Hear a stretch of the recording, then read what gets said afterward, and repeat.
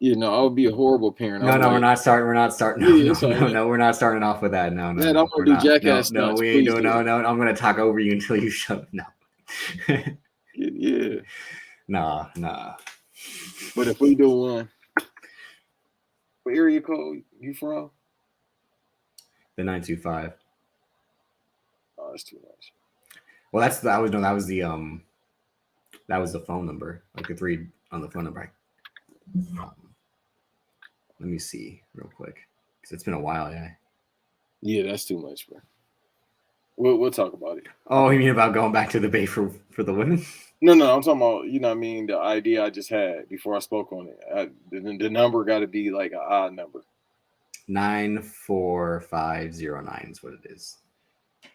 We both agree Fast Five is the best one, right? Or Too Fast, Too Furious. No, remember when we did the Fast Summer rankings afterwards, I had 1 at 1, Fast 5 at 2, Furious 7 at 3. Okay, I'll think of an odd number and we'll talk about it because I think I know what price we could set it at. Oh, Chew. I was gonna say 2 because one for each, one for me, one for you. Exactly. So and you know it had to be 3 because we'd have to give one to Eve. So 231. So no, we'd have to do 3 straight up. Just 3 straight up. Right. Yeah. One for him, 3, one for us. 322. $3.22. I think that's just feasible. Then you're better off doing 333 and it's 1.11. Oh, you want to do like the woke females at the number? No, okay, all right. Welcome back. Your favorite sad clowns are back. He's Banks. I'm Davis. A week after we made our return, which is basically, I said this to Cal last week. It was basically a summer vacation. But how was your summer vacation, Banks? Oh, it's fucking horrible. Like this year's been. Let's talk about it for a little bit. Tired in a motherfucker every day. I'm hungover. Well, the sky is blue, so what? Yeah, I think I decided I'm not gonna drink no more because it's usually the next day effect that messes with me because I'm just like irritated at I don't get hungover. My hungover effect is I'm not tired. I don't have a headache. I'm just fucking pissed. I'm You're just like mad drunk. But no, when I'm drinking, I'm straight. I'm the same. Yeah, I know what you mean. Yeah. But it's like the next day, I just fucking hate everything. Even though I've never seen you drink, you took the one shot in New York. You probably Well, either way, I took the one shot for sure because I was just like I said afterwards, I'm GTA, like everything's. But no, yeah. So that summer vacation. It was like it started off great. It then went in the shitter. But we too old to have a summer vacation. Well, I just mean your summer in general. I mean, I actually have a summer vacation due to the climate I live in, so it really works for me. But yeah, now it's I'd say better, but still terrible. But yeah, summer. Yeah, I don't mean like we're not doing the Scottie Pippen like I'm going to enjoy my summer. I ain't saying we haven't something like that. I'm just saying like the summertime in which you're supposed to go out and do all this fun shit and blah blah blah. Like, nah. I'm 33. I don't do fun shit. All I do is work. That's the thing, yeah. That's what we work and be in pain. So we were, like I said, so we were doing in June. You were doing in July, and then come August, it's all we've been doing since, really. It's working or recording? Both. All of it, I guess. Damn near every day. Yeah. Goddamn, I'm very surprised my ACL hasn't torn. I'm very surprised. I got a bad my right leg. That should be hurting like dog. That's why I can't clown Kenny Omega. I'm borderline Kenny Omega right now.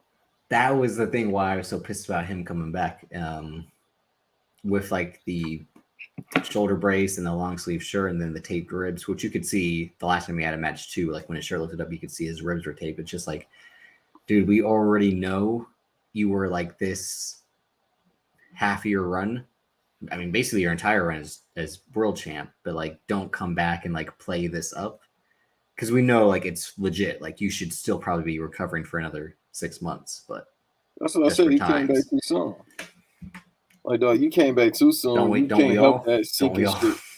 Yeah, all right, but I never leave. I've been trying to tell you to leave. Gon Get. Gon Get. There ain't gonna never work, bro. That's gonna be the name of the episode, probably. Gon Get. You about right. But yeah, no, I mean, how's your week been? How's your day? There was an episode when I was doing the best of where you're like, you never asked me how I'm doing, and I was like, I do ask you, and you'd be like, no, you just be doing the 3 dots or and I'd be like, what am I supposed to say to the shit you say? What? I don't say nothing. No, I'm saying no. Okay, we ain't going that. You just told me before we got on you hate pets. Oh, I do. Fuck them. And then that you don't, and that you shouldn't have kids for a reason I won't say. Yeah, because they be jackass kids. I'm Johnny Banks, welcome to Jackass. Like, bro, they rolling down the street in a shopping cart with no helmet on. I'm just like, yeah, go do it. Like the kid, did you let the kids go out? Yeah. Well, he has a concussion now. All right, well, let's put him in football. Yeah, I was about to say, can't. My arms are already done. So better get over with. That's your middle linebacker already. Oh, sheesh. Yeah. That's it. Yeah, I mean, I told you before, I can only raise a child until they're 3, and then I'll see them when they're 13. But even then, it's like, that might be too soon. Yeah. Like, when does it become appropriate to let your kid just go out in the world? Like in the Bible, they was letting kids go out when they was like 5 to go to war and shit. Well, that's why one brother killed the other. Facts, and that's how we was born, and the whole fake mythology of Cain and Abel. Like, how the fuck? It's 2 people that started out in this world, and then you got 2 others. So then, where the fuck billions of other people come from? No, are you going to try to get? See, now you're really trying to get like the thinking cap on. Are we all incestual then? If we came from the same 2 people? God damn, we're not doing. We already said that you were tired. We ain't gonna go fatigue brain conspiracy theory. This helps me wake up though. I know it does, because this is like hits the vein, and then you're just like, I'm like that dude's me. I'm like, yeah. When I start talking about bullshit like that, yeah. Your heart goes like you just start going in overdrive, like that movie with Jason Statham. Crank. Yeah, great movie. Crank. Great series of movies. I haven't. We talked about that once before. Yeah. There was only 2. They were supposed to do 3, and 3's long been rumored. He'd said if they got their shit together, he would do it. But the duo broke up because one dude went on to do the Happy Show for Sci-Fi, and the other dude just makes like bad horror movies. Yeah, you know what? They actually might be the same guy doing that, but that duo of Neville Dine and Taylor broke up. They also did a Gamer, which was ahead of the curve. Like, Gamer predicted some shit. Gamer basically predicted Ninja, because Logan Lerman is basically Ninja, and it basically was like VR video game for like the video game guys, players of the celebrities. It was accurate, even though I didn't see it when it came out in 2009. I saw it like 2018. But it was accurate. They were ahead of, they saw what was coming. It's the same thing too, that he got to keep his heart pumping. In Gamer? No, Crank. No. On Crank, yeah, he has to. They take his heart out, so he has no heart. So he just has to run on adrenaline. He has an artificial that's what I'm saying. heart. The second one is the same thing. The second one is no. They poison him. They poison him in the first one. The second one, he has the artificial heart. Oh yeah, the first one was because if he they gave him the dude poisons him, so he has to have adrenaline to keep going because it slows him down. Number 2 starts how number 1 ends with him falling from a fucking helicopter straight to the concrete. An ambulance picks him up. They take his heart and give it to a crime boss, and he has the artificial heart. That's why he needs the electricity to keep going. Because I remember the cover. He was out here. That has a great action scene when it turns into like a stop motion old type of like paper mache fight, like how they used to do them in the 50s for King Kong, where like it was either a guy in the suit or they used like puppets. There's a great fight scene halfway through or like the old Godzilla movies is basically what they pay homage to. Okay, I'm gonna watch 2 tonight then. It's always hard to find movies together. This is when I'll get into some segments we might have, even though when we were on Wiretap, which is the other show you do, Shout to Eve, Black announcer will pay the $5. They also have more tiers, but I've been a $5. But you gonna go to the wiretap? Who wanna listen to audio with Cody Dre? I like Cody Dre. I like Cody Dre. He's like the only one. And then people that leave him heart emojis. But yeah, no, we got some segments to get to. But I just wanted to ask you how you're doing. So you're saying you're doing bad, basically, which I ain't gonna say that. I'm just always like, I gotta get some therapy. So I'm just always fucking angry. No, we're not. We already had the mini therapy session last. We're not starting every week with us. So tell me about your mother. Like, bro, but I'm like, damn, am I always this angry? And I feel like I had sent you that last night when I had said what happened yesterday. And then I'm like, I came to the realization, like, is it me being mad at the world or is the world driving me nuts? Because I'm like, I can see both being the reason and one being the main reason, but the other being a factor. No, it's just you being the fucking Twitter spaces. You know not to go in those. No, but even seeing shit just in general, just being mad at things. That's why I don't be on the app. No, I'm saying just that stuff outside of Twitter too. Just like being mad, like, but that's also the Irish of just like to be mad and hold it in and just be like, yeah, because I see stupid shit all the time. Like, I hate when people walk in front of me and then move slow, like old people. And it's like, damn, man, your time hasn't come yet. So you just walk in front of me. I get pissed. I get extremely pissed at people on bikes. I be wanting to clothesline from hell now. But with the car door, like when they're driving, when they're right up to you, just do and they flip right over. No, I'm going to take this forearm and just. Oh, you're going to do the Gunter Vulture just lariat. And they going fast. I know they going to fucking flip if I hit them the right way. Yeah. So they piss me off. Let's not talk about any future crimes we might commit. Maybe one day. Today, my mind might be like, today, this is it. This is it, Banks. Let's do it. You ready? Yeah, let's go. Like you're fucking Venom and Eddie Brock, like, grr. Right.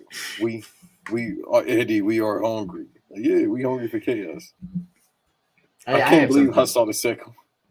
See, you know what's funny? My YouTube will just recommend clips from movies I haven't seen, and I'll like when you'll scroll past it, it'll automatically play for a minute for the first few seconds, and then did Venom Let There Be Carnage, and I'm like, oh yeah, that movie came out. It's almost a year old next month. Yeah, and I'm like, I definitely didn't see that. We much like Black Adam, that was this year. That was the superhero movie of the fall last year. I'm like, there's no way in hell I'm seeing that. No matter, even though like Shang-Chi. When we're recording this is premiering late, but well, I mean, you're watching this, so it's live to y'all. But Shang-Chi came out a year ago today, as did CLB. And I tweeted this. I was like, I listened to CLB all day at work, and then went home, got changed, and then went to see Shang-Chi, which was really good. I remember the day. Yeah, that's true. I remember the day I remember the day that shit came out, CLB, and then like I do with Drake projects, I go to the timeline because I know it's about to be comedy. And we talked about that too as well when that Honestly Nevermind came out. But I remember when CLB came out and I saw everybody talking about it, I was like, oh, here we go. Well, the point of our review was because you being a Drake fan and me as well, obviously. True. But you had said, like, no matter what this guy does, whether it's good or bad, it's being talked about. And that's what I've always said too. And it's comedy in a good way, and comedy in like, again, this dude's corny as fuck. Look what he's doing. Like, look at the Way Too Sexy video. You mean to tell me like this man's serious? Like, but then people are playing Race My Mind and they're like, God damn, it's hitting, and they have to sync it up to Tony Soprano videos and all that. So it's that thing, much like, you know, the John Cena of the world, where like people want to hate you as much as they have to admit you're great, or they like you but also have to admit like your faults and all that. What overrated is it? I hate you, John. I hate everything about you. I hate what you represent. John Cena gets up and is like, I hate you. And John Cena's like, yeah. He's like, no, I hate you, John. I can't stand you. Yeah, and then that's when the great John Cena comes back with that promo. Like we always reference it time and time again. The 2-year anniversary, the 2-year anniversary of our show is coming up, just a matter of weeks. We have a special episode planned for that. It won't be another John Cena tribute. That was last year's. John Cena actually has to come on the show for that to happen. God, imagine that would happen. I'm gonna double up on another DM. Hey, boo. Again, he said he does podcasts, just people don't ask. We're asking John Cena to come I'm on the about to show. send another DM when we done. Like, hey man, what's up with it, big? What Talk to me FTR about- called Bret Hart? Probably big homie. Hey, big homie. No, they said, Papa. Yeah. Are you my daddy? Yeah. Are you my mother? The Dr. Seuss book. That's fucking. Wow, I remember that book. Yeah, it's a bird and like a dog, I think, right? And the bird is like, "Are you my mother?" And I was like, "What kind of shit is it?" That's basically what the first 2 episodes of The Mandalorian were. Like Grogu was looking at Mando, like, Really? and the Mandalorian's like, "No, like, I ain't green with ears, bro. I ain't got Martin Lawrence ears. Dad." And I ain't the People same pick size as up Martin Lawrence. kids at school pick on me because they say my ears are too big. I got the same shit. That's nothing. Then the grandson and the third one had the same ears. That's one of my favorite scenes. Like I had the same thing. It's, Uncle Mike, tell us about your date last night. Ooh, like, and this is why we talked about Bad Boys being the movie of the '90s. The 2-year anniversary episode is 2000s movie. You and I will talk off air about what we think the 2000s movie is. I don't think it's Bad Boys 2, even though I like Bad Boys 2, but I prefer 1 over 2. And again, 3 it's gonna is be number 2. Well, that on your list. I'm just saying the one that we agree on, because I think I know what it truly is. I think you'll agree with me, though. Okay, we'll talk about it because I'm about to say Matrix Reloaded. But then No. But then we'll each give our top 10 list like we did, and then we'll probably have a few honorable mentions. But we also might have to do, I said this to you last week, a remix version of a 90s movies, because there were some that we left off, and we just might have to do remixes of certain episodes just in general too, because now we have a better rapport and better. Well, we can do that and still make it great, because that's what we do. We do what we do. But the one thing I wanted to ask before we kind of delve into our main topic is, do you have a hard fucking pass of the week? Is there anything you've seen this week, news-wise, on the timeline, just like hard fucking pass again, or what was kind of our segment for a while, and we'll kind of be getting back to that just to have something to shit on for a couple minutes. 50% of life. That's the hard fucking pass. All right, so you're doing the Deer Hunter. Yeah. Do it. That's you in life. I mean, we can't say that on air, but you know. Oh no! Please, no, please. Yeah. We're not making light of that. We're not making light of that at all. I'm just saying, this man's saying like, well, just the bullshit that come with it. You feel me? Like, damn, bro, I can't. I mean, you got to wake up, go work a job, come back. Because I had that. That's not even the hardest part. It's the words of great Dennis Rodman. He said, "I'll play the game for free. Obviously not a job. I'll play the game for free. We get paid to deal with the bullshit."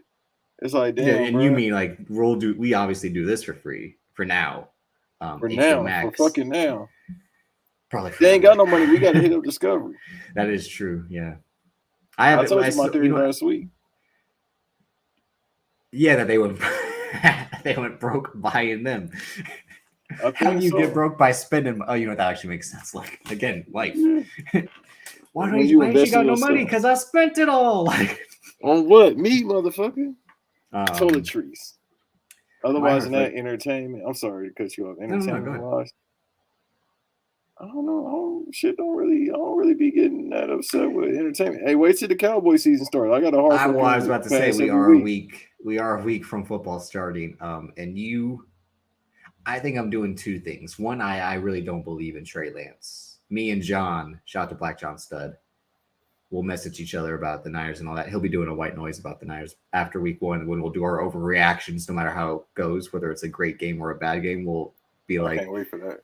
That would be amazing. If Trey Lance throws like 4 TDs and like runs for 100 yards, John will be like, I told you, Drip. And I will be like, I'm scared, John. Because that's the second thing. I'll do what I kind of imported from Bill Simmons is the verse jinx. Like you try not to believe in something, so it hopefully will pan out. It's like how I hyped up Fast 9 so much.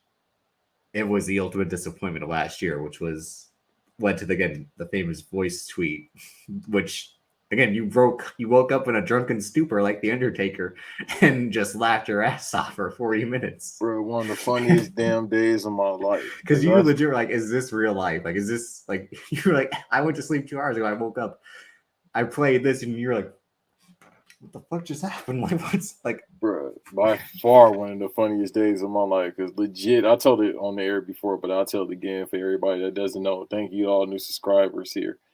So I remember when the night Fast 9 came out, I was watching SmackDown. Once again in a drunken slumber, because that's what I do often. Woke up and like I woke up, literally got up like this, like, and then I saw a voice note, and I said, "All right, let me see what David's talking about," because I thought it he was was gonna cut the promo. it was a rare voice tweet. I rarely, because I hate the sound of my own voice, and when I do a podcast, so like you want to hear me talk, come here, go to Black Wrestling, go to any other show I'll guest on. And I thought he was about to put the movie over. So I was like, all right. Oh, like I did with I would later do it with Spider-Man No Way Home, where I left the theater. I'm like, that was cinema, and it was great. He's like a little kid when that Marvel shit came on, but with Fast 9, I was like, all right, he about to put it over. Because the thing is, new listeners, a couple days before was like, yeah, this movie probably gonna be bad. It was just like a weird feeling. And we had just started Fast Summer the week prior, doing the Fast and the Furious. And then something like Tuesday night, you were like, hey, man, I don't think this movie's going to be good. And then I was like, I'm glad you said that because I have a sneaking suspicion it won't either. And that might have been earlier in the day when the clip of John Cena getting into that small-ass car was put on Twitter. And that's when Eve and Cal flamed us, me in particular. And I think Cal ended up seeing the movie that night or the next day. And then Thursday night BRP, he had said, Adrian, I saw Fast 9. I'm like, oh, how was it? And he's like, well, it was bad. Of course it was bad. And I was like, that's because you don't respect it, Cal. Or you might have seen it the week before. So there was already something in my head about like this not being good. But much like something we'll be talking about a little bit later, which might be it'll play into the best of the year, but it might play into a future episode about, again, setting your expectations too high and then that failing to meet your expectations. However, I still find nothing really redeemable about Fast 9 except John Cena's performance. But again, go back and listen to Fast Summer. All the episodes are on YouTube. They're on. I gotta try to get. I gotta see if I can still access the RSS feed. But it's Apple Podcasts, Spotify. They're there. Yeah, let me know about that. And so you said, well, that's the thing about like entertainment news. I mean, briefly we mentioned. Briefly. Go ahead. We mentioned summer movies last week. It was a quiet summer. And TV-wise, all the good shows were at the start of the summer. The Boys, season 3. Obi-Wan. I haven't finished Miss Marvel. Me neither. Damn, I'm on like episode 4. Once I have surgery, I'm catching up on all the TV. So yeah, because you ain't got nothing else to do. Exactly. I won't be allowed to work. So yeah. What other show came out in the middle of the summer? I can't. It was really a quiet summer for entertainment. So like anything that was announced. I mean, the only thing like it's a hard fucking pass wise is for me is Jurassic World Dominion is now on Peacock and it's the extended version. And that movie was already a hard fucking pass. So I'm giving that another one because to extend a movie that was already bad, even though they did that with Snyder Cut, that they at least they had put some good stuff back in that movie, but just again dragged it out for shit that we didn't need. Yeah, I got a new idea for a segment when we put something over, call it yellow cake. I got some yellow cake right here. Don't drop that shit. I got that. I got it in this special CIA napkin. I pray to God you don't drop that shit. I got that shit on, man. Get you. We just came back from the cradle of civilization. Don't drop that shit. You want to? So, what's our yellow cake of the week? Top Gun Maverick. That's of the year. That's say the summer. Yeah, that's say the summer. Well, no, so I don't count May as the summer because that's end of May. Summer is purely because that's what they try to cheat in Hollywood by saying that's the summer. I think summer is purely June, July, and August. But May, a lot of kids get out in May, so that's why I think they count it. True, and again, by debuting at the end of May, it dominated all of June. And then it dominated all of July, and then was still dominating August because it just now was released on VOD. And today, when we're recording, is National Cinema Day. I almost thought about going to see it for a third time for $3 instead of renting it for $15 at the house. But I'm like, and he's like, I got to get up and drive. Exactly. Then I gotta sit in a place where people are at. Because I saw it by myself and I had said, and then you might have seen the day after, and then we potted about it. I saw it a second time with a good woman, and then I was thinking about seeing it a third time, but then Bullet Train and Nope and all the other stuff were coming out. So I'm like, I'll just wait till it comes. Because I keep thinking about it. I'm like, damn, movie of the year. But that's for our best of the year episode, which we're still 3 months away from that. Well, actually, 4 because we'll do it new too. Because I'm thinking about shit. I might have some time later if I can stay awake. Because I definitely going to see 3,000 Years of Longing. Pause. That was the thing. Like I mentioned that to Cal last week. We're kind of in this, or maybe the last 2 weeks. We're in this rut movie wise. Yeah, I mean, Nothing Until Wakanda Forever is interesting to me. Like, and that's November. Unfortunately, like we still have 2 months of dog shit. There was that. This movie actually looks like a Banks movie, the Samaritan movie with Sylvester Stallone, the movie that's on Amazon. Did you watch that or not? I thought about watching it, but then I was like, I don't, because the thing is, if he inside of the mask, how is the mask gonna convey his voice? Like, do you just like open it up? Yeah. You mean like how would you not know that's him? Like, right? Like you just hear, you just mean in terms of like the identity. You mean just in terms like Sylvester Stallone could never play a superhero because like everyone could easily forget, hey, that's Joey. Like, what do you mean? Hey, what do you mean? No, my name is Apollo. Where are you? Wrong movie, fool. So that's the only reason I thought about not watching it. I might watch it. I looked it up. I know there's a twist in the movie, and I wasn't really interested in it to begin with because I remember they announced that the guy who directed that movie, Overlord, that came out a few years ago about like then it was basically a Nazi zombies movie. I haven't seen that, but I heard it was all right. Nice punchline. It's the twist of the movie. And then it was like he should just done an actual superhero movie instead of like we had said this once before. We might have to do our favorite non-DC Marvel superhero movies. Mm-hmm. Because either they'll make up superhero like Hancock, which I know you said. Damn, like hand job. Yeah. And again, it just like Will Smith ended up being Deadshot later on, so he realized, even though Hancock made a shit ton of money. I saw Hancock in the theater. Now that I think about it, yeah, same. But I can't remember if it was the drive-in or the regular. Drive-in going to see Hancock is wild. No, for sure leaving it. We went to the drive-in to. It was here's what it was, a weird double feature of Despicable Me and Inception, and my mom and her friend left after 10 minutes of Inception, and I was pissed. And my mom's like, I can't understand what's going on. I'll just get it for you when it comes on DVD. And when the bootleg man had a copy, I got it finally. But it was like months later, and I was like, I wanted to see this movie at the drive-in. But again, I do like the first Despicable Me a lot. It's a really good movie.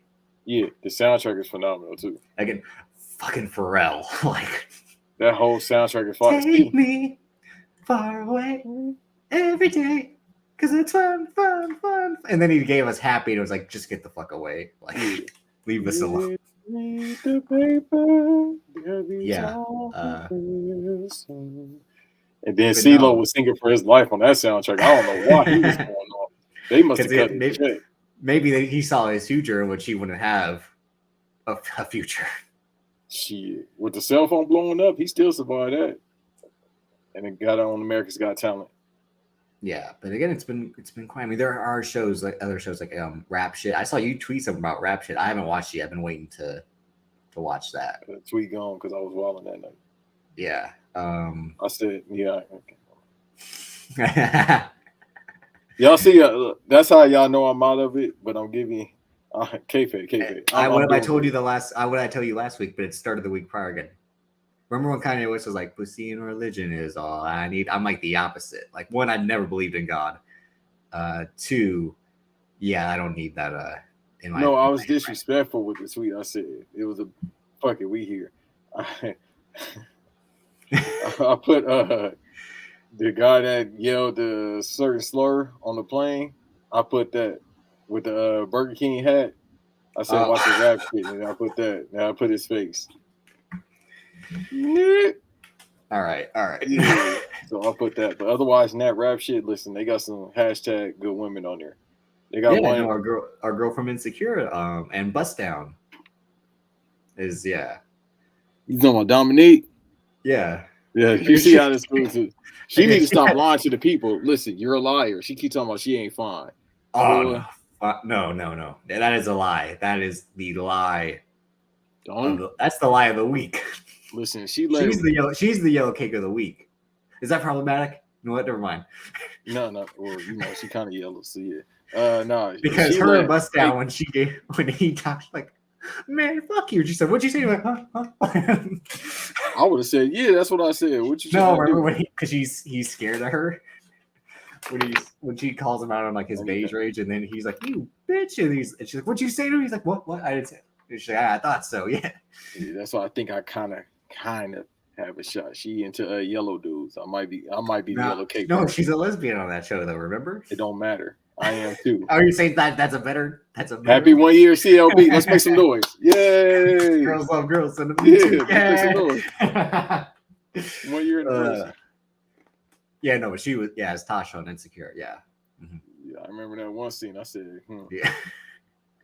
I was hoping to talk about something similar like this with our guest, but he chickened out.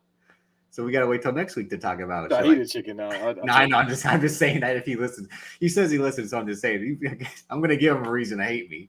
Yeah, he's sitting in the dark and watch this. He definitely calling you cracker right now. And shout out to B-Dot. I saw his comment last week. Man, don't shout out B-Dot. Fuck B-Dot. Say that. You can put that Burger King hat on and call him out his name. Nope. Every time you see him. What?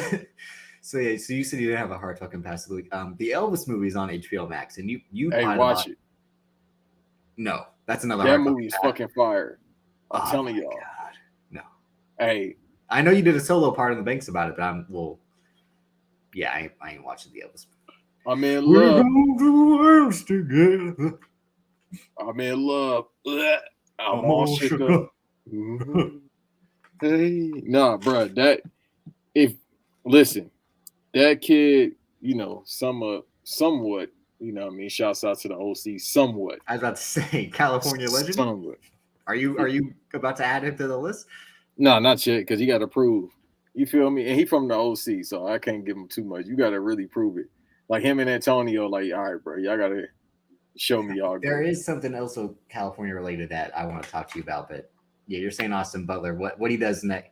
You didn't like him in Once Upon a Time in Hollywood, or you didn't remember that he was Tex Watson? I remember it, but no, he went off on this. He definitely gonna get nominated for Best Actor. He snapped. Which is why again the Oscars don't matter, because what did we talk about with Cal? Like they will reward you if you play a real person. I don't care how many times you say Will Smith was good. I ain't watching that movie. He got his ass beaten. Even though shout out to Serena Williams. Exactly. Legend. You talking all that shit. No. I'm just talking about the movie. I respect Serena Williams. So you gotta respect the story. No, somebody had to play. I was respecting the real story, not the movie. But they had to show it in that form because Americans are idiots. If you gave them a book, they wouldn't read it. They already been disrespecting her for like 20 plus years on HBO like a year or two ago. Fucking people don't care. That's what sucks because my dad. Don't let me put the kufi on. No, I'm saying my dad, a golfer. So I've grown up kind of liking golf. My mom liked tennis a lot. I never really liked tennis. I could watch it sometimes, but it would just be too long.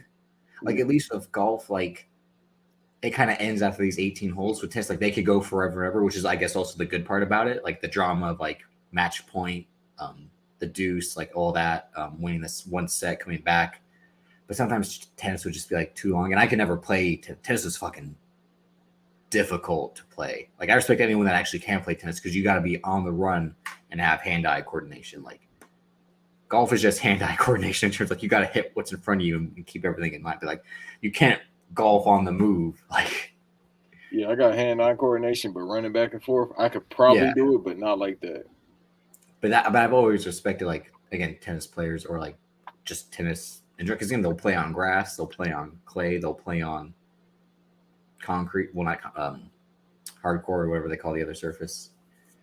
But yeah, no, tennis, fucking nah. That's probably the number one sport I think I could never play. If I were like to come into like the mindset I have now, like I think I'd be a good lacrosse player, but that's almost similar to tennis because you're on the move. It's hockey on the grass. But yeah, so and that's what I'm saying. Like, not to put the movie over even more than I did already. It's just for them not to have official training until later on and be that great. That shit is not normal. So that's why I applaud the performance. But as far as the Elvis movie, even if you don't like Elvis, I just say check out the movie just because you see how they jerk you in the music industry. That was the main thing I took from it. Not just Austin performance, but overall the music industry. Cause boy, they was pimping the shit. He was getting the shit pimped out. In terms of his manager and then the Vegas residency Colonel, and all that. Yeah. Colonel pimping him because he left him. It's not a spoiler because this shit actually happened. Yeah. It's a biopic. His manager hit him with an $8 million audit after he decided he wanted to break up, like cut the contract. He's like $8 million audit for this, and this, because most of his money that he made being Elvis, well, he went broke. But if he were alive, let's say if he was alive now, all his money, first of all, he'd probably be a billionaire, but all his money come from merch. He'd be up there because his merch sales is ridiculous. No, I'm saying, but like what we had probably signed that away knowing what merchandise would be today. It's like George Lucas being smart enough to be like, I'll own the merchandise because he took less money for the movie in terms of making it. Because the accountant was like, hey man, check this out. So the movie is this. You see that number right there with all these zeros? I think George just had the foresight of knowing that merchandising is better than what the initial box office will be. And this was going to how George Lucas was more, I'm not saying this in a negative way, but a businessman compared to a filmmaker. Like Steven Spielberg was a filmmaker. He became a businessman later on when he did DreamWorks and all that and producing. And it's like how he's the, not to cut you off, he's the Master P of filmmaking. Yeah. I take this vehicle in order to use this to get there. Mm-hmm. And he told stories early on about he just made so much money. He was like, man, if I want to direct, I'll direct. If not, I won't. Like, right. And then he was like, how much y'all want for the entire franchise? Oh, $2 billion for sure. That's just being smart in general. Yeah. Like, because he just, like I said it here and I said it countless times. I think he's just like, dog, I'm tired of these fucking marks coming up to me asking me questions. That, and it's like, what am I going to do with this anymore? I can cash out and like all of us want to do and live the rest of my life doing whatever I want. Like, I could be with my wife, you feel me, that y'all think I shouldn't be with. He's like, I can be myself. I can wear my New Balances with my tucked in shirt into my jeans. I can that's a good impression. That's actually pretty spot on. And that's exactly how he talking to him. He don't look nobody in the eye. He be like, yeah. So when we're doing episode 6 for the story is complete. And he been having the same hairstyle since the 70s too. Good for him. He's got a good head of hair. Good for him. Yeah, he looks like he's aged like how you're supposed to age, or like how you looked when you're 20. You just have gray hair and you might have a little bit more weight. Like that's how everyone really wants to age, is like that. Yeah, he probably go to the same barber he been going from. That's probably what the secret is. Yeah, is like just maintaining the same routine. That's kind of the low key I try to do. I think blonding my hair is probably bleaching my hair probably is gonna fuck that up. Yeah. You're gonna be bald like me. Nah, I still think I could do fake teeth. I don't know if I can do plugs. Hair plugs. Yeah. He's going, hey pal. He's gonna have that going on. I'll definitely have, like I said, I'll have the Finn Balor haircut will be short and low, so it can cover up. You got a big ass head like him. That boy got a head on him, Paul. I don't have the Jordan Devlin head. Boy, if he headbutts you, CTE, you're gonna be shaking like Fight Night Round 3 when they get KO'd. But that's like how Jack Nicholson was smart enough. Again, like I'll take a smaller fee to play the Joker, but the money this movie makes, I'll take that. He was like, he did that strictly because he wanted to be at the Laker games. Yeah, because bro, he used to be at the Laker games every damn. Like, I gotta go sit courtside to watch Magic play. And then afterwards, him and I gotta go. Yeah. But yeah, I'm about to say, where you go with that? Oh, no, I get Jack Nicholson famous, like, got a lot of women for being a short guy that wore sunglasses. Like, No, but you could have went 2-3 different ways with Do him you and think Magic they were Mike. tunnel buddies? No, they probably were tunnel buddies, but you're saying they were Tunnel buddies. you never a tunnel. I ain't No, gonna say what I was gonna say. yeah, no, boy. Hey, lightning, brother, lightning. No, that's when you've basically it's Eskimo Bros in a way. But you tunneling what? No, you've been in the same tunnel. It's like you dug coal together. Define what type of tunnel? We talking about a pink one, or we talking about a blue one? So Sherbert. this week Amazon dropped the Lord of the Rings series. So even though HBO Max still kind of is our official unofficial sponsor, they dropped House of the Dragon, which I haven't watched. Maybe I'll catch up on it again. Like I said, when I have all this time to catch up on TV. God bless your heart. You were never Game of Thrones, right? No, I don't like incest. But you like the Lord of the Rings movies. Yes. Oh yeah, because you like Peter Jackson. That overrated. How? You didn't like King Kong? Fuck no, we discussed this before. My brother would play King Kong every other Friday, and it would drive me fucking nuts. Bruh, that game was phenomenal. Only on the Xbox. Oh, you mean play the game? Like no, I talk about the movie too, but the game was phenomenal. The movie was fire with Jack Black. Yeah, I know. That's why I also don't like Jack Black. God damn it. Oh, you hating on Tenacious D? Pause. No, that's why they named the band that. Besides, I think the D chord, right? Like, yeah, but I ain't trying to talk about somebody stroking a Tenacious D. Did you watch the Hobbit movies? Yes, I went to the theaters. And you liked them? Read the books. No, motherfuckers talking about I can't read. Yes, I read the fucking books. Maybe they Who said you can't read?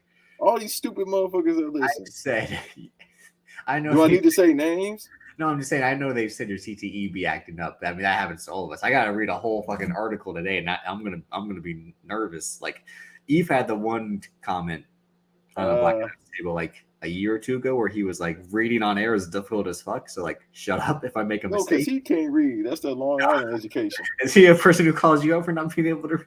Yeah, like, he's talking about me. You can't even read. Like, just like, bro, talking about I can't read Ken Lewis paragraphs. That's because you can't. I apologize, Cardi. That's how you be reading that Long Island, that Roosevelt education. But shouts out to Long Island. So did you watch Amazon's series about Lord of the Rings with their yes, but I passed out because I was very drunk. Let's move on. But were you looking forward to it when Amazon announced that they bought the rights? In 2019, yes, I look forward to it. And then the fucking world ended in 2020, so then I had to wait 2 years later. And then 2021, nothing happened. All 2021 brought me was a lot. It was a great year last year. A lot of travel. I was about to say, all last year, you're like, this is a great fucking year. Oh, it was a great fucking year. I got my receipt this year. Though. I don't know what I did to God, but I got my receipt this year. To be fair, I think in 2021 you were like 2020 was better because everything was shut down and everything was quiet as fuck. Like, no, 2020 and 2021 was phenomenal. Down. No, 2020 was phenomenal. 2021 was great. It was better. And then this year, it's like, Jesus Christ, I'm getting my receipt for something I did. Like, you ever had some shit happen to you? Like, damn, bro, I'm starting to think, like, did I not get $100 every day? As you said at the top of the punch. No, I'm trying to think. Did I not give a homeless person $1 or something? Because I've been getting my receipt since December. I'm like, what the fuck did I do? No, I'm legit. Like 4 months ago, I'm like, life is good, and then like, it's like, did I switch it? Like, nothing. Shit was the same. Like, that's how I believe the world ended. Like, we live in a Stranger Things. No, this is why I believe that life is about suffering. Like, that's true. You're never in life. You can never have what you want for as long as you'd want it. Damn, like, so I'm gonna go broke. Yes. Fuck it. This is why I'm like, I'll save my money. Then sometimes I'll be frivolous and just spend a lot. And then I'm like, damn, I shouldn't have done that. But then I'm like, if I die tomorrow. That's what I'll be thinking. Like, dog, what if I want to go? Why do you think I want to go to DR? Because it's like this is actually like if we do launch a Patreon, this is we'll do not to infringe on like wiretap or anything. This is we'll just do full 40 minutes about like our darkest thoughts. Our darkest thoughts and theories is what so that's don't give them the sauce. I got some ideas though. Hey man, I'm gonna hit up people personally because I touch the people. Pause. I touch them and ask them. I'm gonna put up a poll. Pause. I'm gonna You ask them. didn't have to say pause. I know what you mean. You say, I be you be like Dusty Rhodes. I be touching the people. I be reaching out to the people. The people. Touch the garment and you shall be healed. John 3:14, if I'm not mistaken. But if y'all want, I'll put it up. I'll put it up on IG and Twitter. Yeah. I had hit up X about doing an episode a month ago for White Noise, and then I finally got back to him this week. I was like, see, this is why I don't do the networking, because I'm bad at it, because I get distracted by life being shitty, and then all the other pod shit I'm doing, where I'm like, oh shit. You want him on? You want him on? Yeah, talk about Finn Balor, yeah. All right. Especially after how this weekend played out, yeah. I got you. But I hit him up. I'm just saying, I had hit him up, but I forgot to hit him up back about saying, oh, this day's not going to work now. We'll try later. I just hit him back now today. Oh, okay. Initially, we were supposed to, but I didn't officially confirm because I got busy by this other idea I had for White Noise. So. Right, but no, like I said. But shout out to X and Van, Black Variant. They launched a spinoff show about Young Justice, if I'm not mistaken, this week. Really? And they have a Patreon. Yeah, they announced that on, what was it, Tuesday? I got to sign back up with the Patreon. My fault. This is why I hate Patreon. Because they weird with their billing. Like, if you don't I don't know that, if it was a Patreon, though, or not. It more likely it was. It had to be. I just know they announced it this week. I saw the thing. Shout out to our guys there. The best Patreon out is Poor Moms, by the way. Every Saturday. You got some content. Oh, are you gonna ask them to come on the show? Shit! Poor Moms come on this podcast, boy. Again, that's what I'm gonna think. So on your pocket, like I'm gonna hit the little pussy. Push your pussy lips online. I give you $1,000. The car drove real good. That's what all of them record with. Everybody want to record with their mans and all their friends. No, I want to record with Poor Moms. I can't record we've done it. I record with one hashtag woman. I want to record with them. We've done it twice. I don't know how I did it the second time. Afterwards, it was like, shit had me scared. Like, but I held my own. Like, that's how I felt after the second time. The second time was easy because we talk to her all the time. I don't. The times I've talked to that woman offline, I've again been nervous as fuck. And she's nothing but nice is the thing. Right. She violent, but she nice. The first woman, I was just like, why is this even happening? Like,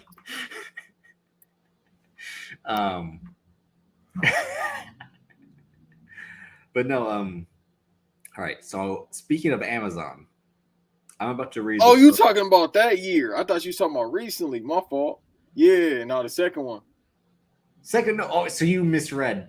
Yeah, I thou't you were talking about from this year. Oh, you know what there was? Let's go back to no, there was one. There was one this. We didn't have one last year? No, this year. We had 2 2020 and we've had 2 this year.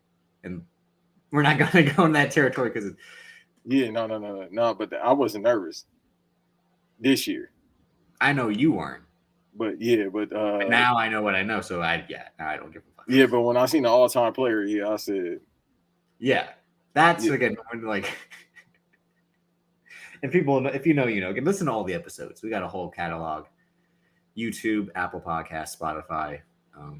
I'll tell you what. I guarantee you, if we start, I'll tell you what. Like, all right, hey, Gil, like, I'll tell you what. Let me tell you something. I'll tell you what. You got to start talking like Eli Drake. Let me talk to you. Like who? Eli Drake? Eli Drake? Yeah, LA Knight. There you go. I don't even know how he sound. I forgot how he sound on NWA. We don't forget. Fam got mad at me and Rock at the house when I said he was a Rock and Stone Cold. And the fans, you must be out your goddamn mind talking like. And me and Rock was, hear his phone. His weird.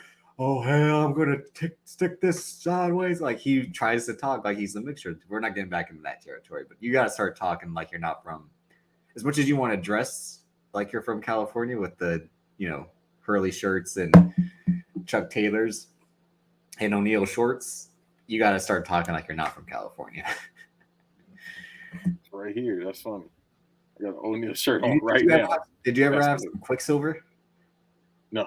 I had a dope ass Quicksilver tee that was kind of big, but it was more like I'm more of that on like the day of school. Like, yeah, I'm gonna look good today. That and my red Yu-Gi-Oh shirt was like, like I wore my red Yu-Gi-Oh shirt and my fucking jorts, and I'm like, I'm looking fucking good. Like, bro, oh yeah, you was for real, John Cena Marcus. Oh no, I did. However, I did not start wearing wristbands until middle school. Oh, mega hard. Until I was like, yeah, I'm really gonna try to look like John Cena.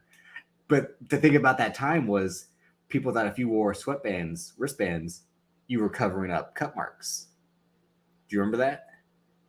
That was a really dark time, and people would be like, that was like the real, like, people would cut their wrists and all that. And I'm like, no, I wear them because of John Cena. Like, yeah, okay, you know what? I never knew that, but think about it now, because it was when someone had said that to me, I was like, huh? It could like anything about like all like the emo kids, like they would wear wristbands again, like packs. I mean, like Packs on Hot Topic or Journey sort of would sell wristbands. I had these DC ones because like I had DC one, a Spitfire one, some random one, but like no, I'm wearing them because like John Cena wears wristbands and like that's hilarious. Spitfire, I heard that brand in a minute. Spitfire, what World Industries. You know what shoes I was looking at, right? Y'all think this is a shoe? Oh, you don't tell me you're looking up some Osiris's. No, some DCs. Oh, okay. I'm about to get some DC shoes. I had to hit up Matthews. The picture he posted yesterday, I swear I think he has some P-Rods, some Paul Rodriguez Nikes. Probably so. His shit, the Mexican colored ones, those motherfuckers go for $2,000 at Flight Club in LA. It was a dope shoot. I mean, yeah, no. So, like we'll get back to that. Now I remember what I want to talk to you about. Because shout out to Troy, because he said he was at the Red Hot Chili Peppers concert. And you know what? I've never asked you, do you like the Red Hot Chili Peppers? No, they fucking stink. See, I don't give a fuck about no. Give it away. Now. That song does suck. They do have some hits though. I don't give a fuck about no Hotel California. No, they have Californication. Californication. Yeah, the Reggae Boys titled their episodes twerking to Californication. Right. I'm like, you can't episode of the year. You can't twerk to a song about heroin. Like being Did you listen to that? Did you listen to the episode yet? No, not yet. But where can the people listen to that? Oh, yeah. See, now I got a plug because I produce for them. I forgot I produced them. I'm just a fan, so I forgot I produced for them. Reggae Boys Radio, Apple, Spotify, I believe Deezer as well. So, you know what I mean? Deezer. Tenacious Deezer. But yeah, no, like seeing Troy talk about the Red Hot Chili Peppers, I'm like, you know what? I've never talked to Banks about the Red Hot Chili Peppers because I would always hear the name growing up. And it wasn't really until I moved here and started listening to music more that I found them out. Major Payne was a fan of the Red Hot Chili Peppers. Fucking makes sense. Or their songs. But at least she liked the same songs I did, which is the basically the go-to hits. Except I didn't give it away now. Do you remember when they showed up during Bruno Mars's Super Bowl performance and ruined it? Yeah, Beyonce had to save. No, Beyonce was the previous year. I'm sure. No, yeah. She saved Coldplay's, which, yeah. So it was the year. Yeah, I remember now because is that when the Broncos? Is that the Broncos Super Bowl with Bruno Mars? Bruno Mars was Seahawks, Broncos. Beyonce and Bruno Mars saving Coldplay's was Broncos, Panthers. The next year. Yo, Peyton Manning really tricky. You know, yeah, we got a Patreon. Well, don't forget Peyton Manning, like. Yeah, we're going to start a Patreon because I got some ideas. One, the Niners, if Richard Sherman didn't tip that fucking pass, which still gives me nightmares, and then he does the Austin 316 promo about Michael Crabtree. Crabtree, that's who. And I was like so fucking mad. I remember Twitter called him everything but a child of God. And then the next year, they called him a thug. I'm like, the next game, they kicked the shit out of Peyton Manning because Peyton Manning and his fucking fragile neck and noodle arm couldn't play in the cold against the Seattle Seahawks defense. Kurt Angle versus Peyton Manning in a neck on a pole match. That come the next.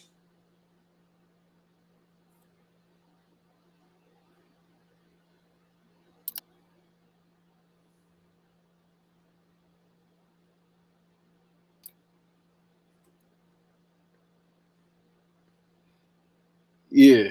The double entendre of neck and pole. Neck on pole. You didn't even like. Do you not understand the words coming out of your mouth? Like, no, that's the problem I have. The next year, Peyton Manning shows back up in the warm weather because they played at Levi's that year. Fucking Cam Newton couldn't get the job done. Damn it! Fucking jeans. No, he was scared of picking up the fucking ball, but I can't. That's what I mean. He fumbled the ball. He's like, I'm not picking it up. Like, Then Von Miller just fucking whooped his ass the rest of the game. Like, I mean. But no, the Coldplay. You're not scared of Von Miller? No, you can outrun him now. No. I'm more scared of Aaron. Not like. Who is it? Did you see Avery's TikTok about it? I'm saying like there were probably 3 athletes who were designed to like no athlete should ever look like this, and it makes sense why they dominated. LeBron James, again, to be 6'8", 280 and play like he doesn't make any fucking sense. Even though a good friend of mine who I grew up with and was on and off, well, because he went to different middle school, but then we went to the same high school. He was like, they say LeBron's 250. That's no way. He's 280. Look at him. Like, no way he can be 6'8", look like that and be 250. He's like, basically, he was lying about his weight. Like, this man is like the size of a center, but he's tricking y'all. Like KD not being 7 foot. No. He's actually 7 foot. Like, I've seen these people in person. I've seen LeBron play. If people haven't seen LeBron play, y'all might want to, because it's different seeing it in person. Seeing NBA players and just playing in person is completely different. When I've only been to 2 NBA games, and just seeing someone like DeMarcus Cousins in person, like play in person, is just something else. Like holy shit! How the fuck do they guard this dude? Well, this was this was 2014. This was prime. Like Boogie Cousins is about to ascend. LeBron James, again, the aforementioned Serena Williams. My mom would always be like, it's funny to say, yeah, my mom would be like, look at her ass, Davis. And I'm like, I am. But she's like, no, like, it's all muscle. Like, she's great. Yeah. My mom's like, she is built. It's all muscle, her body. I'm like, I say women like that, they built for combat. When I say that to a woman, like, damn, girl, you built for combat, they be like, what you mean? Basically, Bianca Belair, yeah. She's number 4. Number 3 is Aaron Donald. For Aaron Donald to be like this with an 8-pack, like fucking he looks like Brock Lesnar. Here comes the pain doing that's this what shit. I'm saying. That's the dream match for Mania next year. Fuck Roman Reigns, The Rock. Give us Aaron Donald, fucking Brock Lesnar. I wouldn't be surprised they try to do something like that. I hope. I thought he was gonna retire this season anyway. Nah, he got that Super Bowl, and they were like, "There's a good chance they could repeat, given the team they have." That's true too. Given how Odell. Don't give us Odell, y'all. Keep Odell. Given how the Seahawks are taking a step back, we might have a slump, but our schedule can help us, and the Cardinals might shoot themselves in the foot. They definitely will. But still win some games. So they told Kyler Murray, "You better read the book this year." Read the book. He too busy having motherfucking hoes come twist his hair for $500 and shit. He wasn't even the wrong in that story, right? Like we're not getting back there. Yeah, I don't want to do that because everybody going, you're bashing women. Oh, I'm just bashing these hoes. But anyhow. But yeah, no, the Red Hot Chili Peppers. That's one thing I never actually. You don't count them as like California greats. No. Would you say they're from Detroit? No, they're from LA. No, okay. You know why I'm thinking that? So it's a story, right?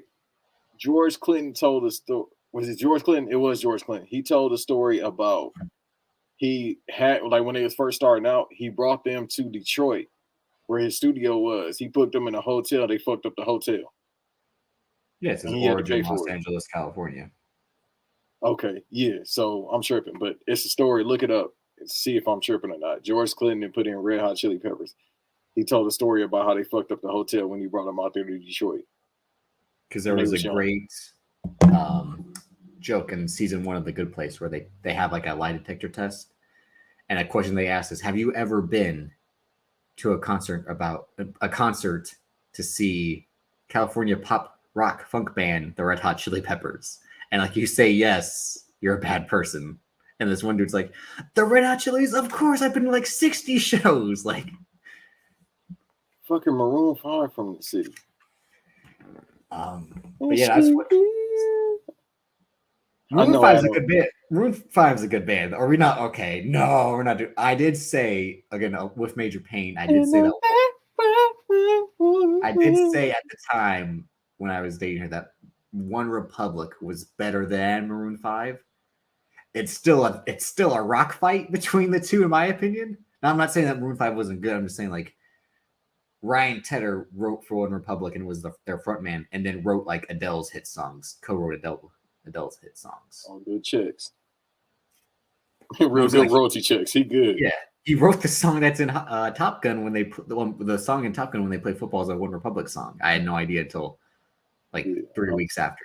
I'm telling the band, hey, we ain't never getting back together. You shitting me? I'm good the rest of my life. That's my whole theory about like the front man. Like it's me and you guys are One Republic. Like at some point, especially when he was on The Voice, Adam Levine was like, it's Adam Levine and the Maroon 5. Like, but nobody want to hear you. I don't want to hear the band, let alone you. Like, She Will Be Loved, the Neptune's remix is the only song I like. We got She Will Be Loved. They got the song with SZA's Fire. That song is fire. The one with Rihanna. That's 3 songs. They got some songs, all right. I'm gonna put some songs on at the BBD Pod on Twitter. Please, they're gonna think we a different type of podcast. What kind is that? 2 months before August. Fuck you. Right. Gotta speak in metaphors these days. More than ever. Gotta speak in metaphors these days. But, like I was saying, so speaking of Amazon in regards to Lord of the Rings. Oh, Lord of the Rings, like I've said numerous times over the last almost 2 years of doing the show, I don't like Lord of the Rings.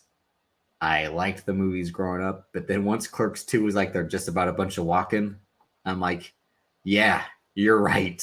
Like, and then once The Hobbit came out, I was like, don't waste I didn't even bother seeing one of those. Like, no. Hey, man. So the show again, like in 2019, when you were hyped, I was like, get this as far away from that was the inception of hard fucking pass before you even do it. That was just like a nope. Get out. It's just bad timing because it came out the same time as House of the Dragon. Yeah, that's all. They going. It's getting good reviews, but they getting cooked. But that's because while Lord of the Rings kicked off like the fantasy, epic drama, storytelling, action, all that, Game of Thrones took that from them. Then the Hobbits started coming out right when Game of Thrones started. Game of Thrones was better received than the Hobbit movies were. And Game of Thrones was a lot more violent, a lot more sexual, a lot more adult. And at the time, people were still in that, like, we want stuff to be gritty and realistic. And now it seems people still want that. I haven't seen House of the Dragon, like I said, but from what I've heard, it's not like Game of Thrones was. There's still some, like, what the fuck? Like, apparently the king is gonna marry like a 14-year-old or 12-year-old, something like that. But Lord of the Rings is definitely more lighthearted, but that's because George R. R. Martin said he loved Lord of the Rings and he wanted to make like the darker version of Lord of the Rings. Darker than a motherfucker. Well, his whole thing was nothing wrong bumping with them House of Dragons.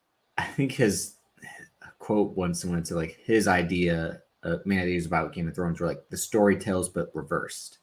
Like the Prince Charming and his beautiful wife, they get murdered. Like they don't live happily ever after. Like the man who wants to avenge his sister's death, he gets his head squished in by the evil giant. Like it's reverse fairy tale storytelling in that aspect. But yeah, so I definitely won't be checking out the Rings of Power is what they called it. And when they announced it was supposed to be a prequel, I was like, no. That's the thing that caught me. It was like, all right, but at the same time, they milk these franchises for everything that is worth. Like, all right, bro, do we really need to know what happened before then? Not really. It's before The Hobbit even, which is like, so you want to really take it back to the beginning. Like, but what's funny is last night you had said it reminded you of Xena, which I didn't watch, but I told you my mom had the Hercules series on DVD. So were you always into shit like that? The fantasy, medieval? No, not at all. Just certain types? Yeah, like The Witcher, I like that because I like the video game. But the whole Knights of the Round Table, like I like King Arthur shit like that. But Except Legend King of Arthur, Zelda, Legend of the Sword. the what? Except the Guy Ritchie film King Arthur, Legend of the Sword. I haven't seen it. Okay, you should. It's on Hulu right now. Yeah, we talked about that. I haven't seen it, but this I feel like you referenced it last week, so maybe I should. I reference it every chance I get. It's a great movie. Okay, so it's out of Cranking Down 2, or it's out of that. Because I ain't going to the movie theaters to see that Idris Elba movie as much as I want to see it. I don't think I want to go to the theaters tonight. Yeah. But shit, I might. Sometime this week I'm gonna go see it definitely because I know I won't have time somehow. By the time you'll go see it, it'll be out of theaters because it will have made no fucking money. Yeah, bro, they didn't even market it at all. But the only reason they got to make it is because George Miller made a shit ton of money with Mad Max Fury Road. That was the one for him. Yeah, because now he's making Furiosa. So he was like, in order for me to make that, I want to make this weird movie about a djinn. This shit ain't gonna make no money whatsoever. It'll probably be a movie like once it's on streaming, well, like people will talk about it. Yeah, but even then, I feel like it's just gonna be overlooked. I swear. No, it's the thing. Like, and this is what we've talked about since the beginning about like why like movies like this is what kills theaters. Because as much as we like Mad Max Fury Road, and unless you like Happy Feet and all of like George Miller's other movies, George Miller isn't selling you to go see the movie just based off him. Like what I'll be talking about with Cal later on is, do I go see movies for the genre, the actors, the directors, or the brand? And a lot of times when I've gone to the theater, it's been the brand. MCU, DCEU, Fast and Furious, some other stuff in between. But even then, there's been John Wick. That became a franchise. Mission Impossible was a franchise. All that. Tom Cruise, it was a sequel to a movie. So it's all tricky in that aspect. But, like much like how The Northman went on Peacock, I think once this movie goes to a streaming service, people will be able to see it a lot more. Like how I still haven't seen it yet. I know you have. And a lot of people went to see it because of the big following it was getting online by the film community and all that, or just people who are very popular online. Is Everything Everywhere All at Once was a movie on paper supposed to like bomb in theaters, but because in some people's eyes it was a real multiverse of madness because the whole premise was the multiverse. That movie got people to go to the theater to see it while it was still there. And once that movie's on streaming, I'll have the chance. I could probably find other ways to see it. I think I can rent it now too, but like if it's on an app on a service I already have, I'll finally be able to watch instead of like going to the theater to see it because I'm like, it looked interesting, but I don't know if it warrants my time, given how I always say like I'll go to the theater maybe 6-7 times a year now, especially since 2021. Like, what's worth going to the theater? We talked about it last year of all the HBO Max movies. You're better off staying home and watching those, the ones that were released in theaters and on the service on the same day. But this year, if you want to see The Batman, you had to go see The Batman. But listen, go ahead. That's what I keep saying. That's why I watch bootlegs. It's like, dog, or cams. It's like, it's not the point of spending money. I just don't have time. That's the whole point of HBO Max and all these other services to put their stuff out. I just don't have time to go see it. And the thing is, I'm always in go mode. Like, if I just decide, all right, sit down, watch a movie, it'll get done, obviously. But it's just, I'm always in go mode. I got to go get the chicken. But I think the rumor is now that the services are going to want to put the movies in theaters first and on the service later to recoup the money, all the money they're spending to make the movie. One service and movie we'll talk about in a minute, and we'll continue to talk about the rest of the year. But like, I think someone said Apple's going to try testing this. Netflix might try testing this, but like putting the movie in theaters and then doing what HBO Max did with the Batman. Like, it's in theaters for this whole month run, so we can get the $700 million, and then it's right away in our service. So we get the however much we have of our subscriber base, that money. So we're basically making our own money instead of putting it on VOD. And then once on VOD, people are still gonna spend money there to own it, rent it, whatever. And physical copies, some people are still buying those. It all depends. And that's probably how it will work going forward. Paramount Plus's whole idea was to do Mission and Top Gun in theaters and then on Paramount Plus 45 days later. They didn't fucking do that, and that movie was making a shit ton of money in theaters still, and it's still not even on Paramount Plus now that it's available to rent. Like if I wanted to rent it on Apple TV or just whatever Vudu Movies Anywhere, I think, or something like that, PlayStation, whatever I could rent it on, I could. But if I have Paramount Plus, I can't watch it on there yet. But that's what the service is supposed to be ideally. But that's a whole other discussion for another day. Right. It's just like I said, it's just convenience. Like, man, I just don't want to take time on my schedule to go watch a movie. I got shit to do. That's what COVID taught us. We potted about it the rest of 2020 when the show started, and then all of 2021 when we were like, hey, I can watch Mortal Kombat at home.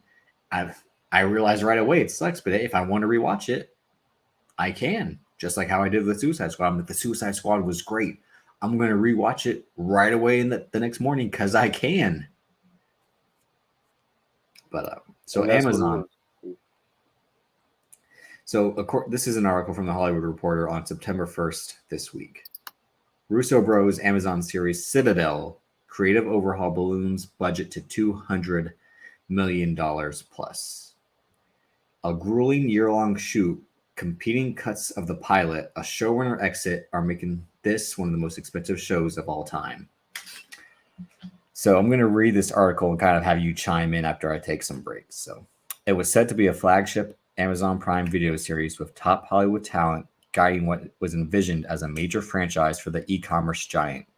However, cost overruns and creative differences are plaguing a series that has quietly become one of the most expensive shows ever produced. Meet Citadel, a global event series from Avengers and Gray Man. First of all, it's the Gray Man. It's only Gray Man. Directors Joe and Anthony Russo and movie and television scribes Josh Applebaum and Andre Nemec. So Applebaum and Nemec, they wrote Mission Impossible Ghost Protocol. To me, that is on the bottom of the list, even though there's some good stuff in it. That one, there's a lot of stuff in that is like, yeah, it's cool. But they famously wrote multiple versions of that script and had Chris McQuarrie come in and save the script at the end. Multiple sources tell Hollywood Reporter that differences in vision led to the exit of half the creative team and has forced the show, a spy thriller that is meant to launch local spin-offs, into a round of expensive reshoots. So here's the thing. We've talked about this with Army of the Dead. How Army of the Dead, Zack Snyder put out the first Army of the Dead. The guy who was the safecracker had already shot the prequel about his origin story and how he was this great safecracker and all that as a heist element to Army of the Dead. And then they were going to do a whole anime series about the years that Army of the Dead skips over from the zombie invasion. So you can't go into launching a universe with all these preconceived ideas. This is why the DCU is tanked. And while the MCU is falling short because they're just putting out too much, as I said last week, it's you can kind of go in with these ideas, but the reception matters first. That's why Universal had all these ideas for the Dark Universe and the monsters. But once that first movie tanked, they were smart to be like, okay, let's not spend any more time on these because this one didn't work. And we're not going to try to do two more and have those make even less money because it's going to cost us twice as much as this one did, and we still might not see any profit. All right. Now, a 7-episode series that was already costing at least $160 million net is adding $75 million, sources say, and is on track to become the most expensive show ever made. The spiraling costs and reshoots come in as Amazon launches Lord of the Rings, The Rings of Power, which has the distinction of being the most expensive in television history, with the rights alone costing $250 million, and the cost of season 1 is said to be at least $465 million. That's the most expensive TV show ever made, right? Yes, that's so they're saying Amazon right now has the most expensive show ever made and is about to put out the most expensive show ever made. Did you ever watch Mr. Robot? Yeah, I liked it. I never finished it, but I loved it. It was my favorite show when I was watching. I fell behind on it. But again, the company E Corp, aka Evil Corp, when he would talk about it. Amazon's basically that in terms like they run everything, but they're also basically Vought from The Boys. Like they put out all. You can get a fucking entire entertainment system by tonight. You can groceries, clothes, again, anything from Amazon. And again, you can watch football games on Amazon. You can watch The Boys on Amazon. You can do all this. Someone had a tweet about like The Boys when someone's like, "Oh, The Boys is so like revolutionary and all that," but and the person's like, The Boys is basically about the company that's making it, which is Amazon. Like it's about how the corporations run the world and will still be in control no matter what. Like at the end of the day, Vought's the real supervillain no matter how bad Homelander is. But 465 million for a show you said looks like Xena Warrior Princess. Yeah, like the set design and all that. But no, that shit, I could tell because I'm looking at it. I'm like, damn, they spent some money on the VFX. I'm like, hey, Marvel, y'all need to get ahead. And y'all the biggest entertainment company in history. But damn, I said, we come into that argument that we had with X and Van about why a lot of the shit a lot of the stuff in the MCU looks like shit now because they're streamlining it so much so fast. I haven't seen She-Hulk yet, but everyone's complaining about how bad She-Hulk looks. And I just mean in terms of like the CGI of She-Hulk, not the show. Like because they're dropping down with Meg Thee Stallion. I said, yeah, watch it. I've seen that clip because that was all that was on the timeline this week was that. Somebody asked a nasty question. Go find God. I don't think he had meant it like that, but he probably did, given the type of person he is. Yeah. Freaky ass boy. But we talked about again like how Marvel's like, we need this show ready. We need this show ready, and they need to dial it back. I had plotted, even though I'm not looking forward to Black Adam, but nothing in Black Adam looks that great CGI wise. I mean, it doesn't look horrendous like the stuff in the Thor: Love and Thunder trailer looked like. Okay, is this just the trailer? Like it'll look better in the movie, and it didn't. It wasn't one of those like, oh, this is just for the trailer, all that. But again, DC by like spending time making each movie, which also is also a bad thing because they can kind of redo or reshuffle all these movies later on. But 465 million, and the director of the first two episodes is the guy that did Jurassic World, Fallen Kingdom, the shitty one, the one right after the first Jurassic World. Hey man, I ain't like the second one. That's what I'm talking about. The second, yeah. Yeah, I ain't like the first one too. My fault. I ain't like the first one. No. See, this is where we again have an argument. The first one's great. I was shocked by how good the first one was because I skipped it in the theater, and when it was online, I was like, wow, I should have went and saw this in the theater. It was fucking great. I went to see the second one in the theater. I'm like, this is fucking horrible. And that was 30 minutes in. Yeah, it had no plot. It was just boring. They wasn't talking about nothing. And Major Payne's like, I want to see it. And I'm 30 minutes in, I'm looking like, I love this one, but like, you ruined my night. Like, dude, and a baby was crying. And a baby was crying 10 minutes in, and I was just like, that's more. That screeching from the baby is more entertaining than that punk ass T-Rex. Okay, but so this show is 250, is what they're saying. This show's Citadel, and I'll read the plot description of Citadel a little bit later. The streaming wars have escalated budgets for shows and movies in recent years as companies try to one-up each other for streaming eyeballs. In this case of Rings of Power, it may have worked as the show has garnered mostly rave reviews that also praise the production value, like you just said. Like it looks like they spent the money. Like, while it's too early to judge Citadel's fate, the behind-the-scenes struggles show how the pressures of such a series can cause a break in creative partnership, and how there seems to be no ceiling for spending in the search for marquee event series. Citadel was a passion project for Amazon Studios head Jennifer Salke, who was looking for a big title to make waves, and she got it. An Avengers-style spy show with spies from key countries who come together for the ultimate mission. And cooler still, the show would generate local spin-offs, with the spy characters having their own adventure stories on their home turf. India, Italy, and Mexico were among the countries being targeted. So again, you can't go in hoping to be the Avengers if you haven't made the stuff to get to the Avengers. Why the Avengers was so good is because they had made a good Iron Man movie. They had made an Iron Man movie that had some good moments. They had made an okay Thor movie. They'd made a really good Captain America movie. And there was the Hulk movie that they can't take credit for. But it all culminated because they went step by step by step by step to get to the key one. So they knew what they were finally, building to the climax and all that. Like I just said with Dark Universe, you can't be like, we're going to do this, this, this, and this, and then it's going to lead going forward, but you haven't made any of it except one thing. Right.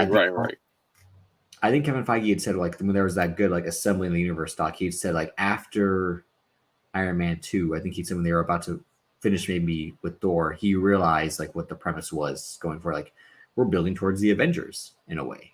Like, he's like, I know all these characters are linked to the Avengers, but he's like, we were trying to do it one at a time to see. That's why the Avengers is dropped at the end of Iron Man. He's like, who knows if we'll be able to do that? We have to see if we can get there. So we focus on each one. And I didn't talk about it with you, but Secret Wars is obviously dropped at Comic-Con. And everyone who knows comics, you, X Van, shit ton of other people we know are like, how are you going to get to Secret Wars with everything that's going on right now? And that's 3 years away. Yeah, but yeah, and they got a plan, and I think it'll work for the next 3 years just because they are like the go-to for comic book movies at this point. And people don't mind waiting because now the booking is set up for it to go over. So I'm all cool waiting 3 more years, 4 more years or so. All right. Citadel was set up to have a given green light with much fanfare, especially with the talent involved. The Russo Brothers, who would be executive producing, were hot off their blockbuster back-to-back Avengers movies, and Applebaum and Nemec, part of the screenwriting collective known as Midnight Radio, were known for their acclaimed TV work in movies such as Mission Impossible: Ghost Protocol and the Michael Bay-produced Teenage Mutant Ninja Turtles. That first one, which I saw in the theaters, as I talked about on last week's White Noise, that's not a good movie. I liked it. It was all right. That one. You like dog shit, that's why. As much as like Cal and Fam say I like dog shit, you like even worse dog shit. But did you like the next one with Seamus? Out of the Shadows? Yeah, I liked it. Yeah. I liked it better. I never saw that one. It was all right. The group was simpatico with the Russos, having a partnership that included a first-look deal with the filmmakers' company Agbo. Game of Thrones actor Richard Madden, who was Icarus in Eternals, and Priyanka Chopra Jonas, she was the villain in Baywatch. The Baywatch movie, I should say, were cast as the leads, with actors spending most of 2021 shooting the show, which wrapped in December. It was then that the production team behind Citadel began to crumble into factions. According to sources, Amazon had some reservations about early footage, with the Russos, who were less involved due to a focus on their own pricey action project, The Gray Man, parachuting in. This brought about creative differences and led to 2 competing cuts, one pushed by the Russos and the other by Applebaum and Nemec. As weeks rolled on, other project commitments had whittled down the creative camps to 2 opposing forces, Joe Russo and Applebaum. So one guy from each side who was a series showrunner. Amazon chose to bet on the Russos, and days before Christmas, Applebaum was let go, says one source connected to the project. What should have happened was Joe turning to Josh and saying, let's get together and fix this instead of going solo. That's not what happened. That's not what partners are supposed to do. So obviously the Russos thinking that, because they were brought in to save the Avengers, they're not those guys. I said this on the Gray Man episode of White Noise, which you can see on the Black Wrestling YouTube, but it was a Patreon episode first. Real quick, because we didn't talk about it, even though I spent the last year hyping up the Gray Man. Should we do the Gray Man commentary track? Whenever you're ready. 2 weeks from now. We were talking about, so we'll probably be there first. Yeah, we're going to do that. But because you liked it, you said. Yeah, I love it. All right, you love it. Yeah. All right, well, we're definitely doing the Gray Man commentary track. Soon come, as they say. Yeah, I got an idea where we could drop it. Yeah. Okay. Yeah, just Amazon had no comment on the All Hands. So Brian Kirk, who directed some of Game of Thrones episodes, I'm going to speed up a little bit, and directed 5 out of the show's 7 episodes. Oh, no, left. And he directed that 21 Bridges movies that Chadwick Boseman starred in that the Russos produced. So, again, some mediocre talent is in charge of the show. I thought about seeing that. I still haven't watched it. I think it's on Netflix right now. Yeah, it's on something right now. Amazon had no comment on the budget or the exits. 2 insiders know that while the budget did hit upward of $250 million, which was because it was COVID-19 costs, much like a lot of stuff in the last 2 years, which is probably why a lot of shows have been canceled or production stopped. Not just saying in the Warner Brothers Discovery thing, like anything that was kind of made during COVID has ballooned the fuck up.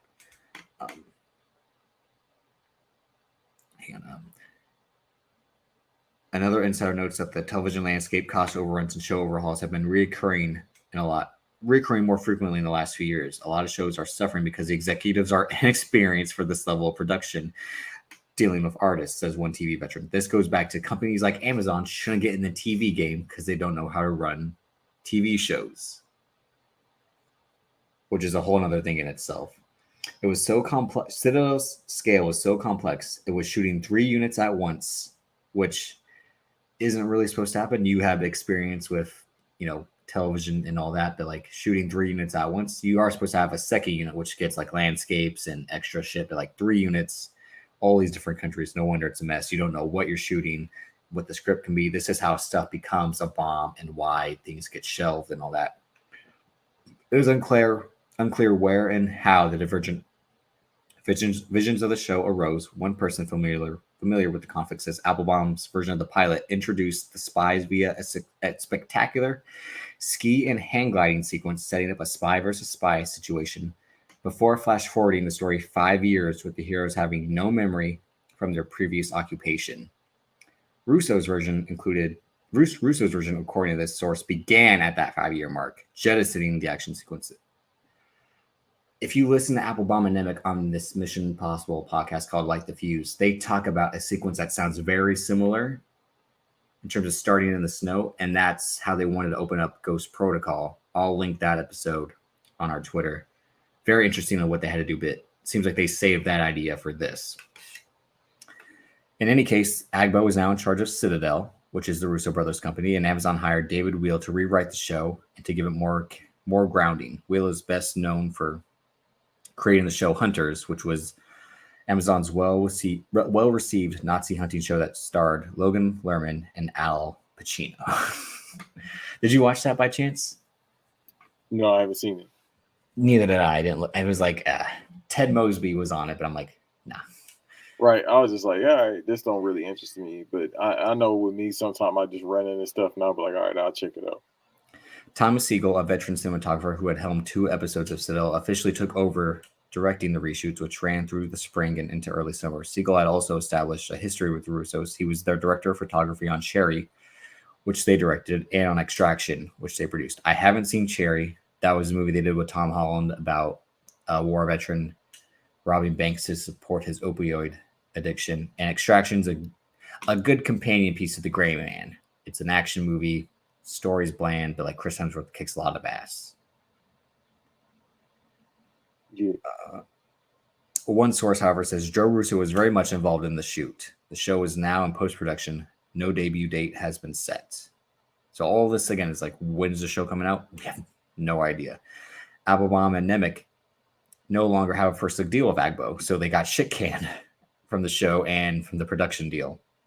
Dudu retrenched away from TV and moved back into movie writing.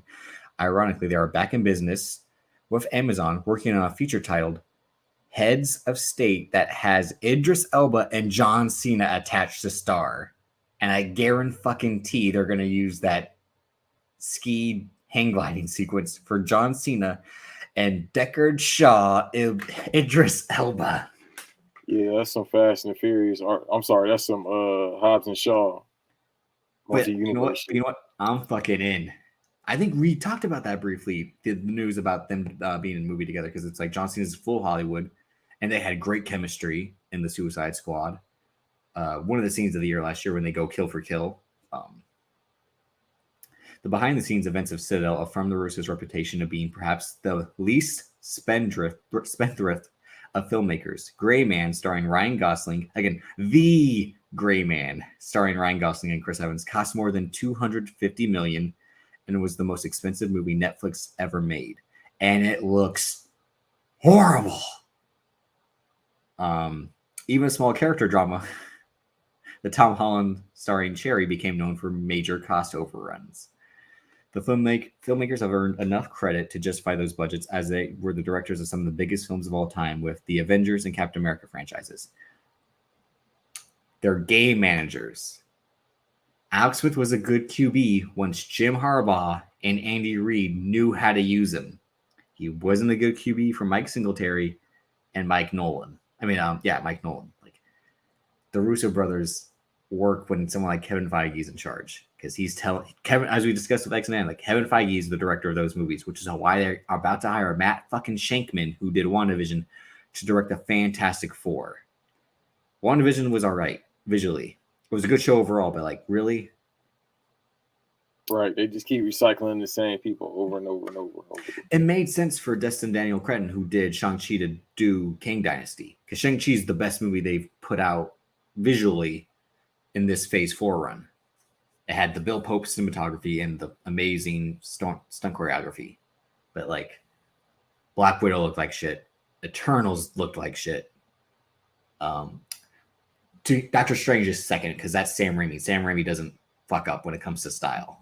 If anything, he has too much style, but in a good way. The filmmakers also remain adept at finding companies to reach deep into their pockets, including their latest endeavor, a sci-fi thriller titled Electric State. Like Gray Man, it is being made for Netflix, but only after a budget dispute with Universal. The project's previous home resulted in the studio putting it in turnaround after the directors made clear that the $200 million budget was not enough for their sci-fi vision.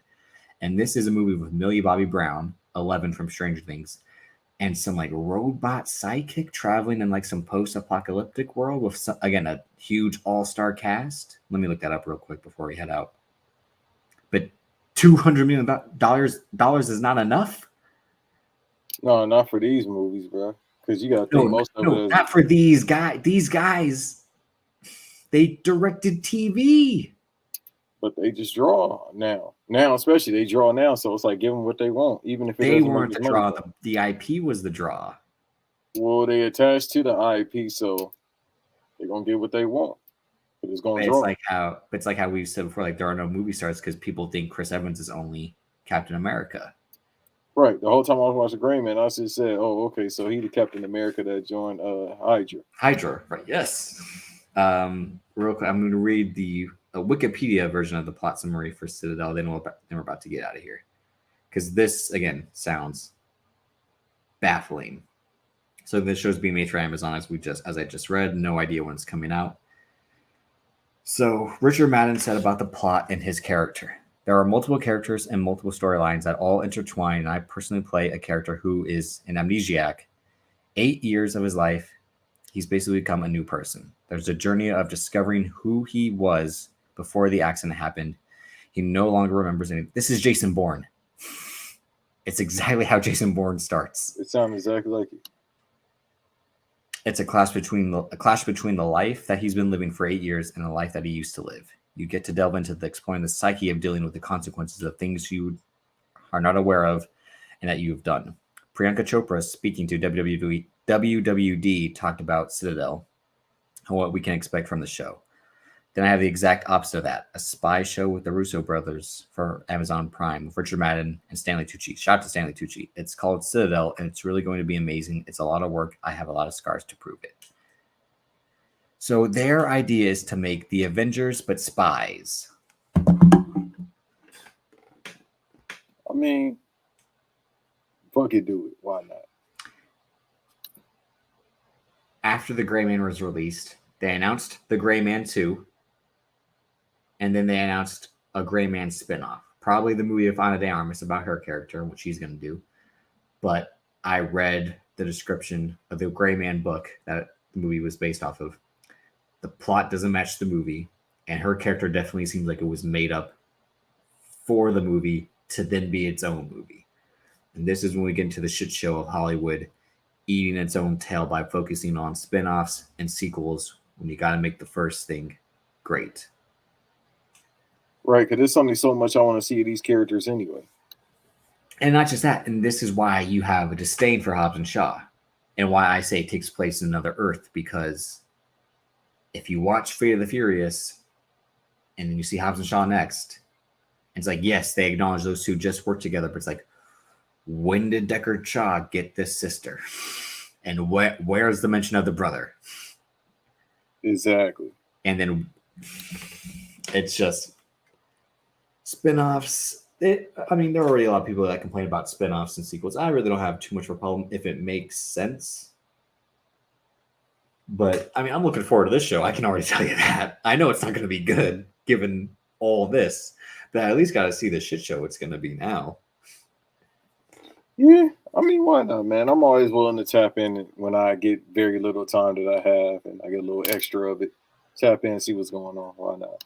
And the thing is, I can't remember when this was announced. I definitely remember when The Gray Man was announced. Like, the Russo brothers are going to make this spy movie with Ryan Gosling and Chris Evans. Because, like I told Kyle, I'm like, did someone steal this idea from my brain? Because that sounds like something I would make. But a show about spies all over the world teaming up to work together and then go and have their own solo missions. I'm like, yeah, that kind of sounds like something I'd watch. But again, USA tried to do that with that Treadstone show, which was based in the Jason Bourne universe. So it's like, do you just want to like take ideas that are already existing and remake them? Like, He is lazy writing.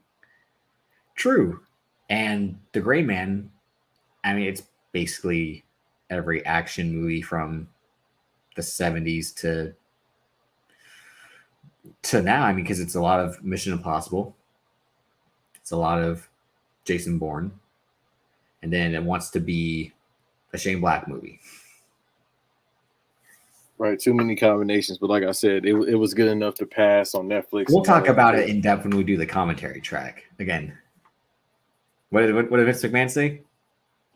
It's about the money. It's all about the money. And you and I have been needing to talk about it. I talked about it like with Cal. At the time I talked about it with Cal, I had changed my mind on hating it to thinking it was okay to liking it.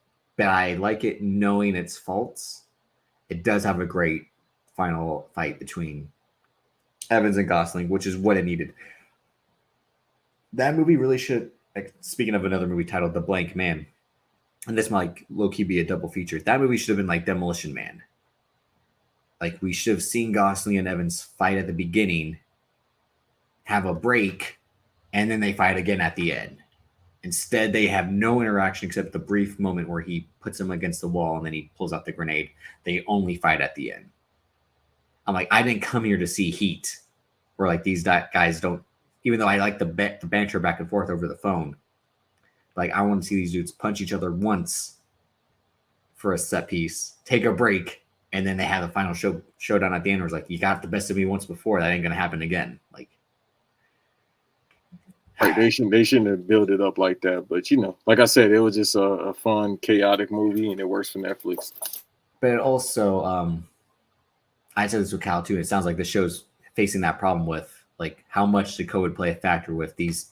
We got to use the time we have with these actors when we have them. So we can't have a whole bunch of sequences designed. But the whole point of that movie is, too, is one dude's hunting the other dude. It's funny. I watched a trailer for this old Jason Statham movie, the Killer Elite. It basically has the same premise. Jason Statham has to rescue an old man, and Clive Owen's been chasing them, and they have a showdown. But either way, we're going to wrap up this week's episode shorter than normal, but we'll be back, and stay tuned for anything else we'll be dropping. But there was not much is really happening aside. This was the news of the week to me. I'm like, I got to talk about this. Like, this shit was like $465 million for fucking Lord of the Rings, the show, and then $250 million for this. And then they say $200 million is not enough for their next movie. What are you doing with the money? Laundering it. That's all it is, bro. That's what X said. He said the Russo brothers are just a laundering scheme. Like, who said the Fast and Furious was a money laundering scheme when they announced Cardi B was in it? So I was like, they're just laundering money at this point. But like, remember in Pirates of the Caribbean when he's like, the rum gone?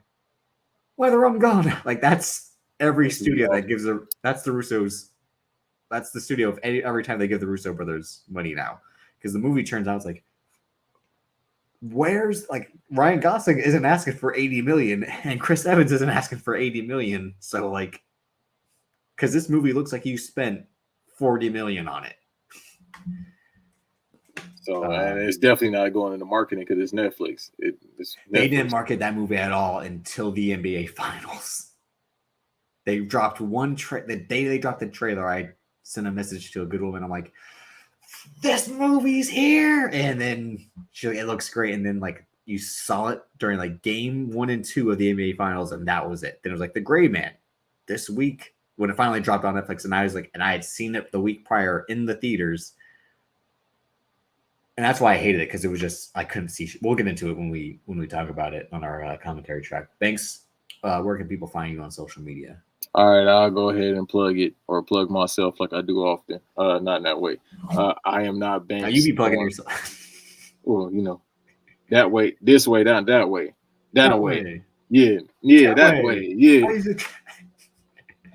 I used to trap off the soap. With the lotion. Yeah, so I used to trap with the echo. So you can follow me at iamnotbanks on you know what I mean, IG. Even though I was saying you're not about to say Twitter because you aren't on Twitter anymore. I keep trying to tell y'all. But you be using at the BVD pod to tweet from. Every now and then. I definitely have to tweet now because I want to ask a question about if they want it. Gotta give the people. I'm like, who wants what to be exact? Hey, listen, what does everybody want? What does everybody need? Does everybody love? You can find me on Twitter at Davis, aka Drip. Instagram, daviscoltondc. Banks versus Davis here on YouTube. Maybe back on your podcast providers. If not, something else will be dropping soon. I hate saying something. That's not because I just think about Fam and Lovely's Pod when I say they picked such a great name because like now you just associate it with that. So you might see us on a different platform. There we go. I still got and now I got a better idea. See, I got 1,000 ideas. That literally is why I felt so bad about like shit. I never got back to X because I came up with a better idea instead of the Finn Balor episode and I wanted to see that idea through. And then you and I revived this fucking show from the dead. Well, basically life support because the plug needed to be pulled, right. But we were just like beep, beep. I need a doctor. It was basically I said you're my leader. I'm supposed to be your mentor. Like it was basically the scene in Kill Bill when she's about to be poisoned, but then Bill calls her. He's like, "Don't!" I changed my mind. She's like, "Are you fucking kidding me?" Like, it's just too late.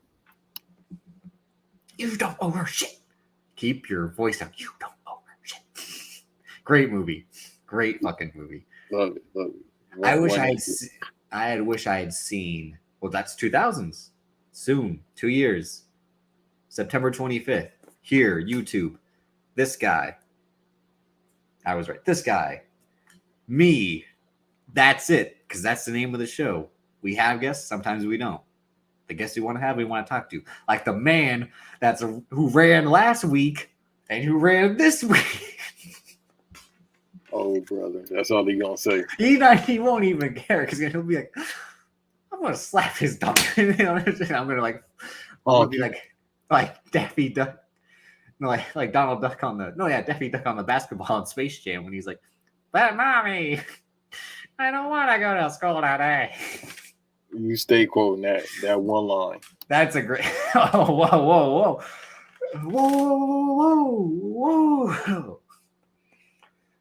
Well, the great line is, and I'll be talking to this man about it. The Ducks. What kind of Mickey Mouse organization calls their team the Ducks? Because that man said he'd never seen the Mighty Ducks, and we need to talk about that. We are righting that wrong. Yeah, we definitely need to talk about that next week for sure. Subscribe, share, like the videos, like this man always says. It helps us. Check out the archives. Again, we have some great episodes in the archives. Again, we talked about CLB a year ago. It's grown. My thoughts on it are probably different now. I like the back. Still the same in terms. I think the last half of the album is better than the first half. I just reviewed Shang-Chi. I still think Shang-Chi is really good. Great at times, except Aquafina, and we didn't really talk about much. That episode was titled Pork and White Women, by the way. This man's idea, because he reminded me about Jamie Foxx and Ali. And but the white women, goddamn. I'd only seen Ali once, and I was like 12. I'm like, this movie is long. Like, but we'll see y'all next time. I was just about to say we need new theme music. Troy Cameron, I gave you a shout out earlier. You got to hook us up. I'm gonna talk about all this off air, but definitely. Yeah.